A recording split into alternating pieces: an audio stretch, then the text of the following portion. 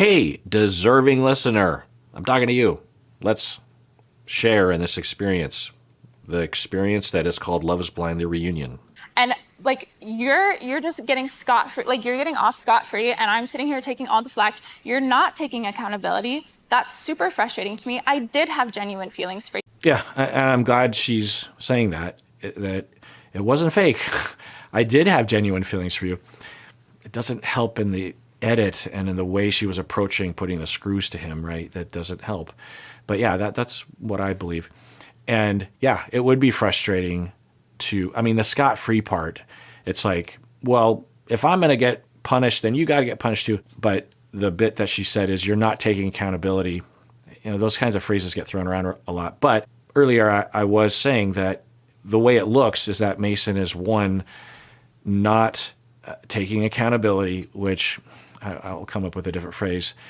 He's having a hard time admitting, or is having a hard time remembering that, he's having a hard time admitting or acknowledging that when he committed, albeit when she pressured him, which is a viable way of seeing it from his perspective, he has a hard time, and Meg is too, acknowledging that no matter how much pressure Madison put to him, it doesn't mean that he has to say that, right?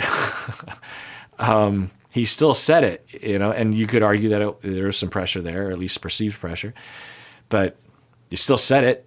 It's like, I'm married, right? And so if some random person, or I don't know, a friend of mine, if she were to really pressure me to commit to her, unless there's a gun to my head or something, it's on me. Even if it's a lot of contextual social pressure, it's on me if I gave into that, because it's like, why? Anyway, you get my point. So yeah. And then he's also, according to her, and I don't know, I wasn't there, but I tend to wonder if she is at least mostly telling, or at least mostly accurate in her memory, that when they met up before the show was aired, that he was apologizing for pressuring her. That wasn't the way I saw it at the time, but that's the way he thought of it, and that's how she's recalling it. You know what I'm saying? It was honestly a very close tie. Yes, Alex and I had a deeper connection, but things changed so drastically in those pods. So when you say I'm enjoying the breakup, I'm not enjoying that. Am I good at deflecting? Absolutely. I was hurt, and I don't know why people can. Okay.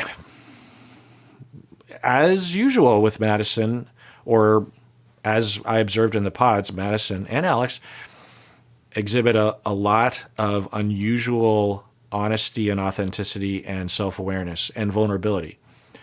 She is saying things that often are never said on the couch, which I'm often thinking, not only should you be allowed to say it for your own sake of just your own vulnerability, but it might actually help your image if you were to disclose that.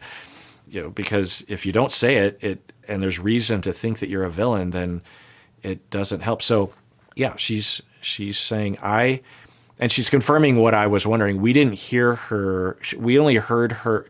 So the way it looked was that Alex was her number one and that Mason was a distant number two. And then at a certain point, as she is watching Meg come out of the date saying, oh my God, indicating that it kind of felt to Meg that it was a number one situation there.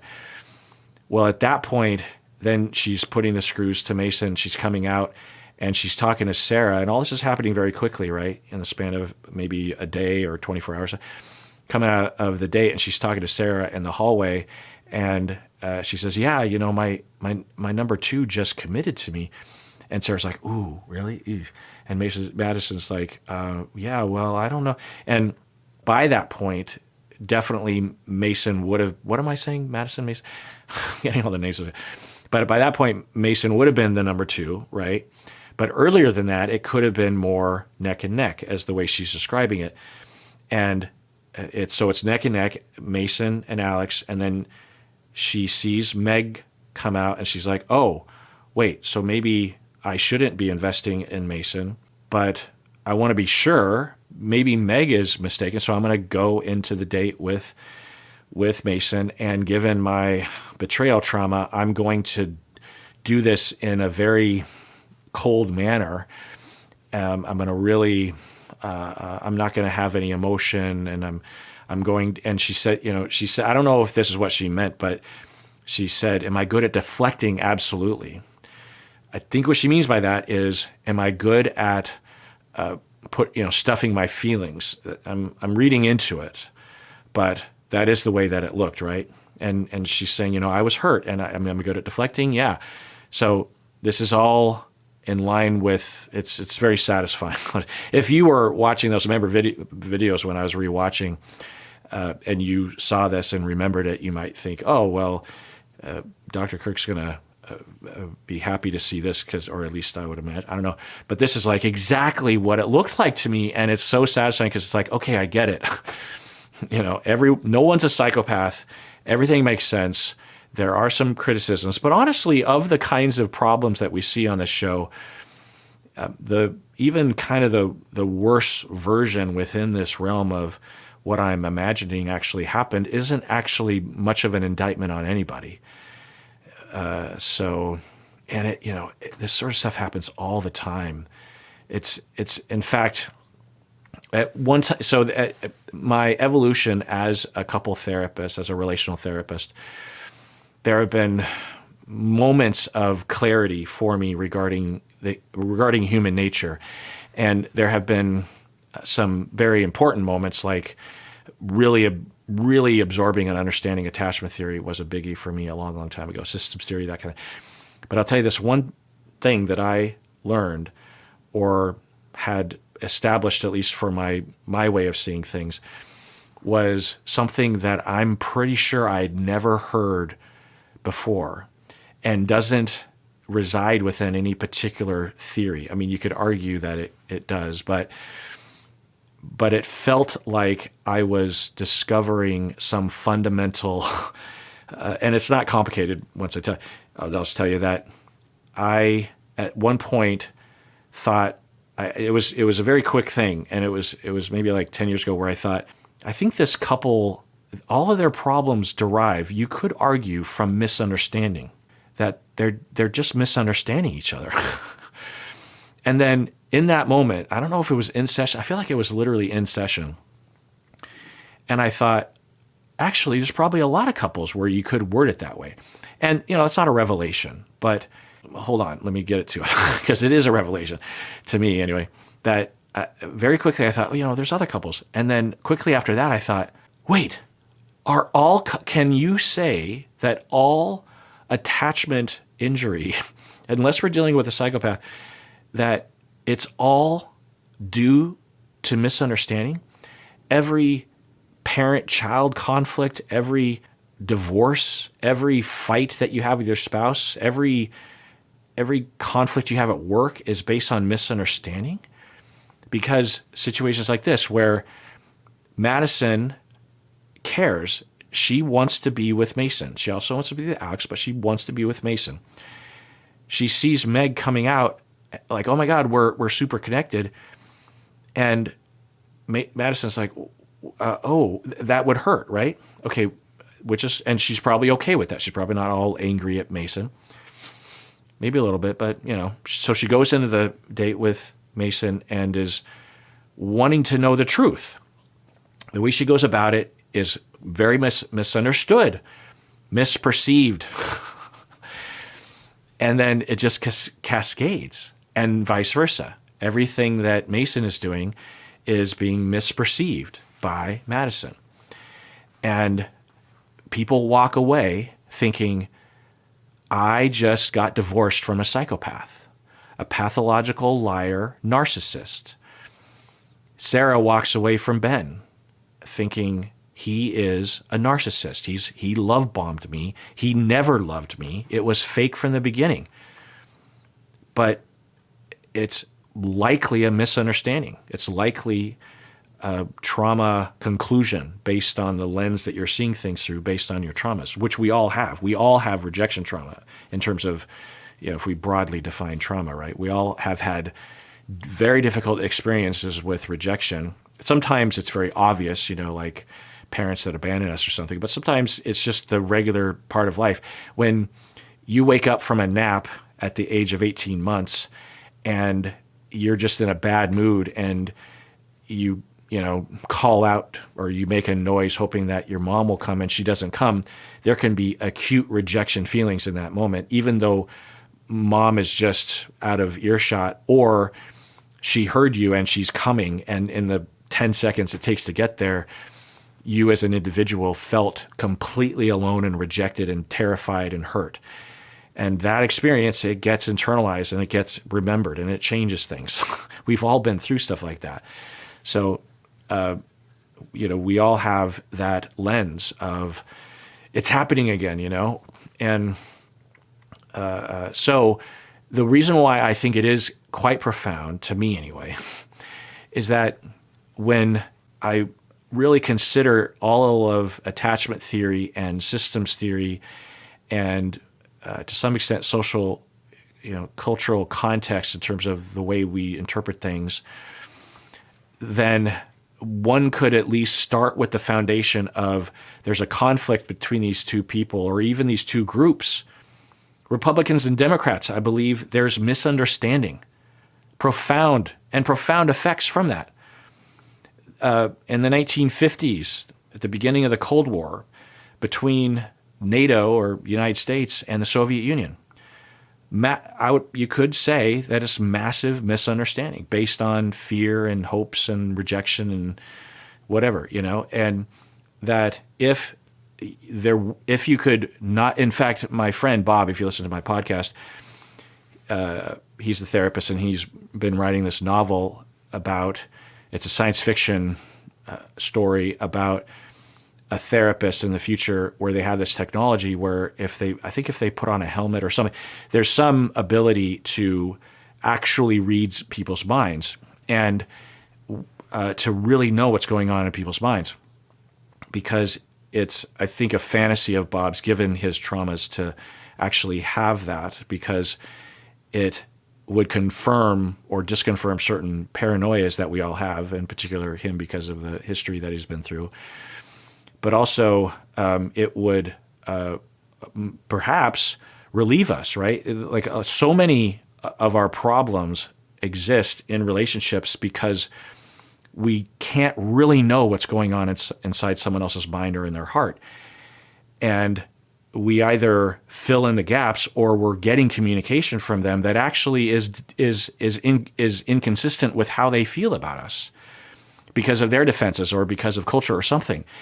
And if we really could, I hope you get from me that, at least I believe, that the vast majority of humans, even some psychopaths, by the way, I've treated some people who legitimately have full-blown psychopathy and don't harm other people and are trying to do good.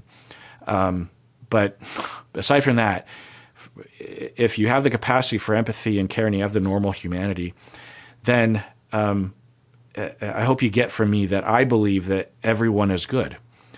And it's not like a religious belief. It's based on my life experiences. I was raised very well. So I have that. Even the people that do bad things, I believe in my heart that, and it always pans out that way once I take time to listen, that they actually are a human being and they actually do care. They have the capacity to care. They are compassionate. Even someone yelling at another person on the street, that kind of stuff. So, in fact, I saw that yesterday. There was a woman yelling at a meter maid about getting a ticket. And I heard it loud and clear because she paid the meter. There's those apps that you use to pay for parking downtown Seattle, and because she's parked in a public parking spot. And so she's yelling, I paid, and I was just in a thing. But what she actually had done is she had parked too far backward, and it sort of obscured a throughway into a parking lot. You know what I mean? Like there's that yellow zone you're not supposed to park in, and she was clearly over that line. But you could argue that cars could absolutely get in and out, and it sounded like she was just briefly, but she was screaming at the meter maid, and I'm just thinking, look, he's doing his job, and you should know better than to park like that. And I get that you paid for it, but that doesn't negate the fact that you were, he's looking for people that are violating the parking laws, and it was clearly marked, and you got a ticket. I think it was like a $70 ticket, which if that's true, I mean, the parking tickets go way up and up. But she was screaming. She was throwing shit at him, and that's all I saw about her. And I know that she is a good person. Even at the time, I'm like, and he was just taking it. He was just like, and I felt really bad for him. I almost stepped in, but I was like, and I think he was actually trying to film her. So there's a possibility that there's some kind of viral video of this where I'm kind of in the background because I'm like watching, because I didn't know if it was going to become violent. I was like waiting to see if something would happen. And I almost walked up and attempting to help her on some level. Like, hey, so what happened? And, try to derail it a little bit and say, oh, yeah, I've been there before. That sucks. And, he's just doing his job. And the other thing that I was actually going to tell her was I've received a lot of parking tickets in my life, particularly when I was younger, because I couldn't afford to even pay the quarters that were back then. And when I would take the parking tickets to court, they would always knock it down, if not just eliminate it, if I had a good excuse. So, I wanted to tell her, especially with today, I imagine those kinds of court hearings you can do over Zoom. You don't even have to leave your house or work or something. I don't know that. But I'm just going to take a guess and say, like, hey, take a picture of this because it's not an egregious parking. I'm going to take a guess and say the judge will either eliminate it or drastically reduce the price, and especially if you really make a case. You're not helping the situation by yelling at him. He has entered it into his device, and a thing has popped out. It's in the computer. He can't take it back. Because they carry around this like Wi-Fi or something kind of device. He doesn't just write it. He can't take it back. It would be fraud. He would lose his job and all like that. Anyway, but I didn't have to do that. If anyone comes across that video, if there's a video of that, it would have been, so in my timeline, it's March 14th. So it would have been March 13th that it happened. Downtown Seattle, Belltown. Anyway, First Avenue, I think. Anyway, why did I go on that tangent? Oh, misunderstanding.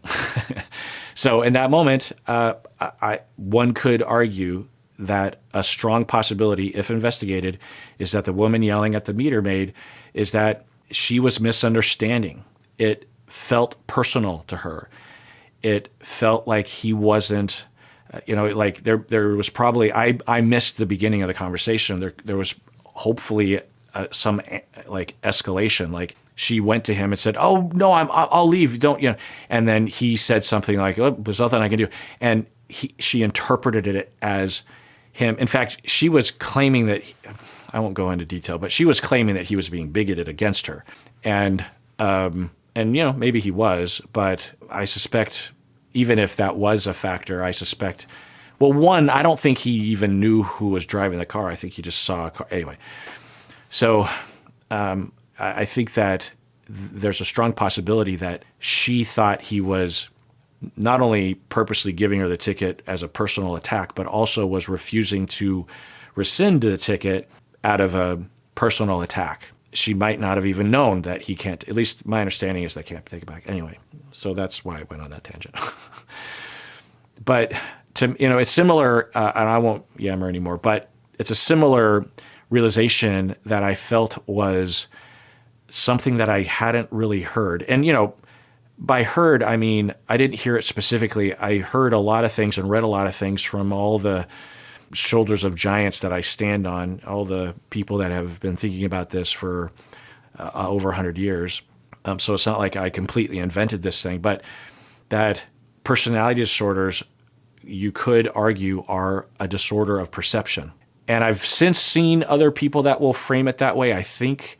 But whenever I talk about this to others, they will, if they care to, they will frequently say, I've never heard personality disorders described that way, and it helps me tremendously. I've told clinicians this.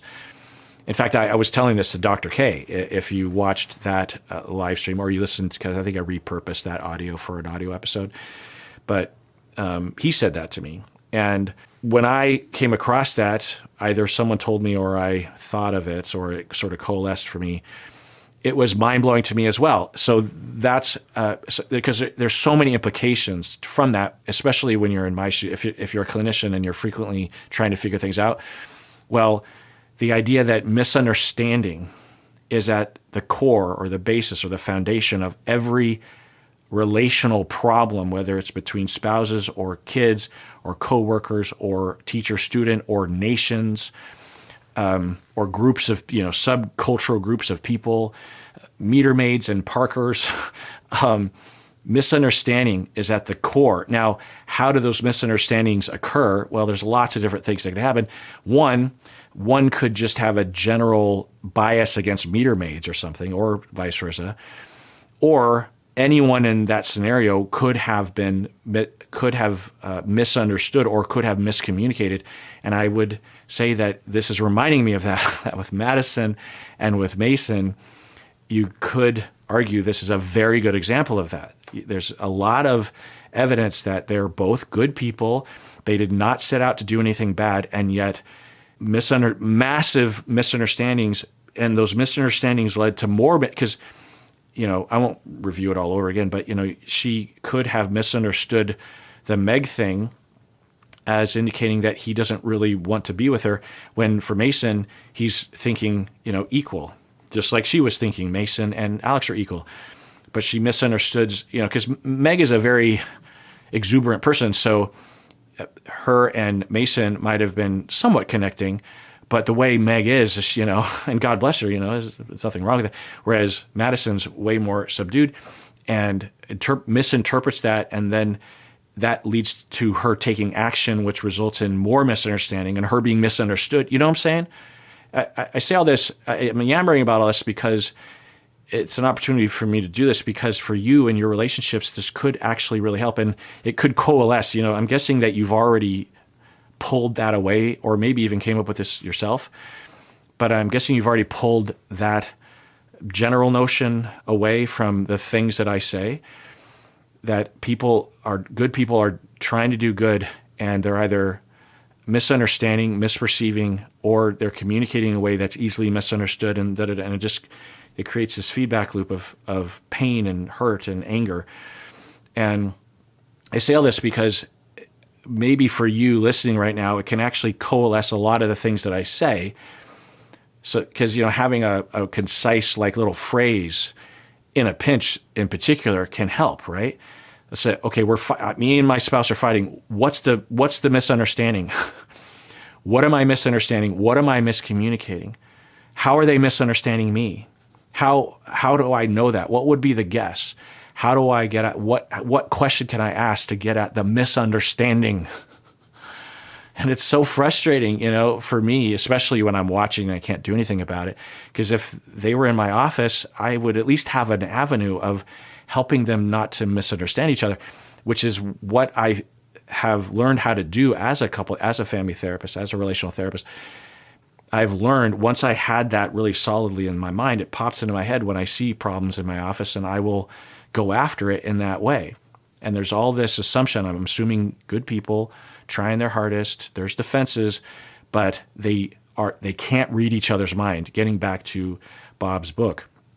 And if only they could, when I and my wife are having problems, if only she could read my mind, if only I could read her mind, in all likelihood, even if there's some, asterisks that I'm not, that might be hard to swallow, if I were to be able to read my wife's mind, in all likelihood, it would be deeply reassuring regarding the solid evidence of love, because the only thing that I can go off of is evidence based on her behavior and things that she said, but you just never know.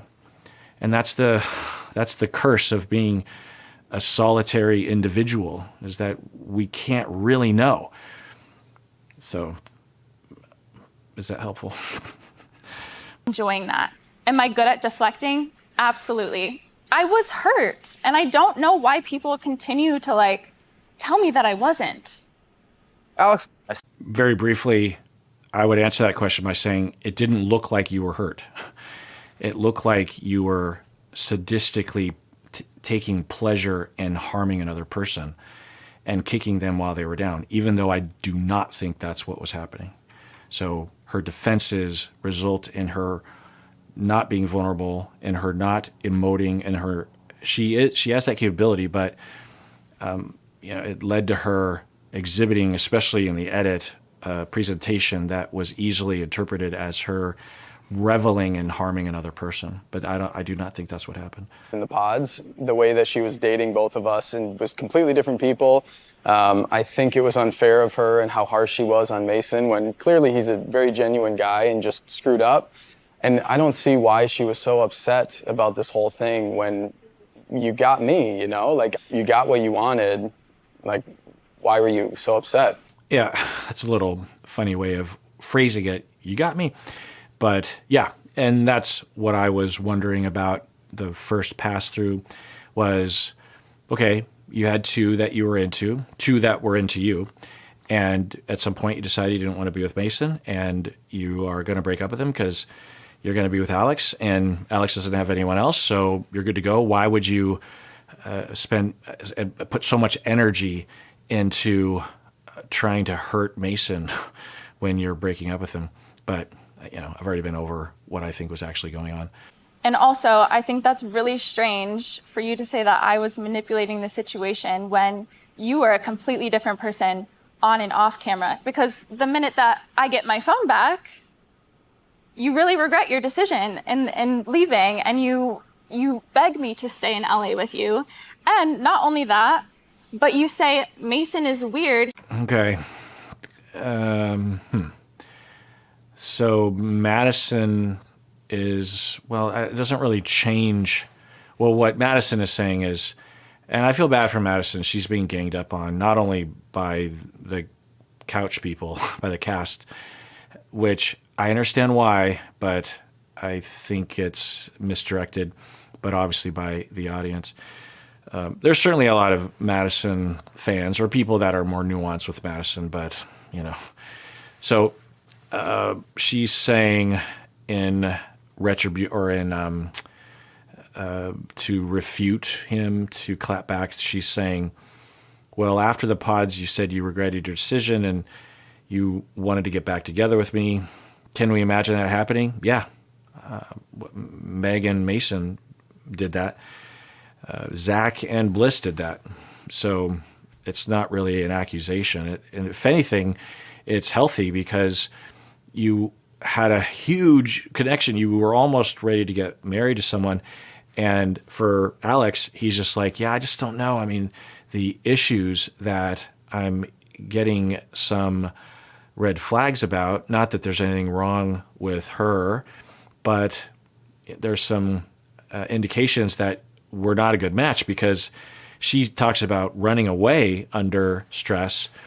And I have a hard time with people that don't even necessarily do that, given my preoccupied attachment. So I just don't, and I'm not hearing enough that indicates that that has changed enough or that in the immediate future that I can depend on her to not do that as often, which I think is a viable way of looking at it. It's hard to gauge that in the pods. And of course they had a lot more time to investigate it. But anyway, would it be healthy for him to say, well, upon thinking about it, it's like, what do I know? And we had a connection. And if we're dating out of the pods, away from the cameras, could be different. And also maybe if we put it to the test, it won't be engagement like headed towards marriage. It'll be a lot lower stakes and, maybe it'll work out. Could that have happened? Sure. But then he says Mason is weird. So I'm going to take a guess and say that Alex said something along those lines because Madison, in their conversations, various conversations out of the pods, that Madison was talking about Mason or something, and he agreed or something. I don't know. He didn't have friends, and you completely turn on Mason the minute the cameras are off. That's the most ridiculous thing I've ever heard. Yeah, I suspect that Madison is escalating. There's a high chance that Madison is extremely distressed right now. It doesn't excuse just making shit up, but I'm guessing that there is some truth to what she's saying. But that last statement, of completely turning on Mason is, at the very least, a tentative exaggeration. But, who knows? We'll entertain the possibility that Madison is telling an accuracy thing here. And is there a possibility that from her perspective that Alex completely turned on Mason? Maybe, who knows? But I suspect that, because I'm trying to figure out why Alex would want to turn on Mason, Now, could Alex be a dirtbag and a liar? The allegations that have been bandied about, and I want to remind, at least from where I'm at in the news cycle, is that we basically have some fairly strong evidence put forth by Ricky that there were, high school aged kids, including girls, that were going over to his house when he was 19 or 20, and that he was, supplying alcohol. There was one Facebook comment that Ricky could not confirm that indicated that they had heard or had seen evidence that Alex had had sex with some of those underage girls. So that's that. In terms of where I am in the news cycle, that's all we have. Is that suspicious? Yeah. Is it beyond a reasonable doubt? No. So I feel like I just want to remind that. But given that for some of us who know that story, we might wonder, who really is Alex? Again, we can't know. But is it possible that he is some sort of highly problematic individual? Has no problem lying? Because not only would he have to lie right now about having turned on Mason, so to speak, but in the pods, it would be unlikely that he was being actual friends to Mason, and to his face in the pods was trying to present as though he's on Mason's side when he really wasn't. You know what I mean? Is it possible? Yeah. Well, it's possible. Why would I do that? Did we not go to Didn't the bar? I break up with you to stand up for Mason? Why would I, No, an you hour didn't. later, say You didn't. fuck Mason? That makes zero sense. Oh, Okay. I mean, I think everyone at this point is just trying to react against attacks. And for Alex, he's saying, didn't I break up with you in solidarity for Mason or something? It's like, that's not the way it looked in the edit anyway. And that would be weird. So maybe he's misremembering, or maybe it was in the back of his mind as a part of it, or he's reframing the whole experience. I don't know. All right, well, that does it for that episode of Psychology in Seattle. Everyone out there, please take care of yourself because you deserve it. You really, really do.